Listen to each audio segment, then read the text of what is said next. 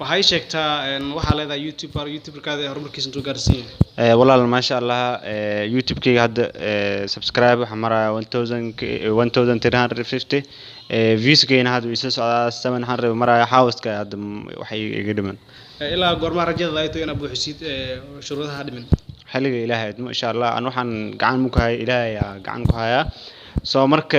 xiliga Ilaahay ii qor insha Allah markaas aan gaari doonaa targetkayga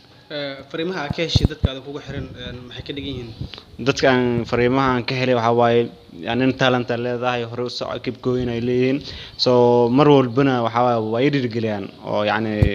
waxay dhahaan kaliya soo gelisay waa kaliya dadka oo taabto waa kaliya marka dhacdooyin dhacaan waaye hore u soo ay dhahaan waxa caqabado oo ka hor amaada ama ku nijibay mala kulanta way jiraan hal waa dhacda laakiin halka dhacdo aan taliis ma baqaatib laakiin dadka waan qiimeeyaa dadka marka soddon markay dhahaan waa talent la dhahaan hal qof arkay marka inuu comment hoos soo qoray yani wax ii sheegay laakiin inta kale waa way dirgeliyaan ninkan horta taagan waa maslax yara waa nin YouTuber waana maslax yara ayaa ugu furan marka isbeelika Soomaalidu waa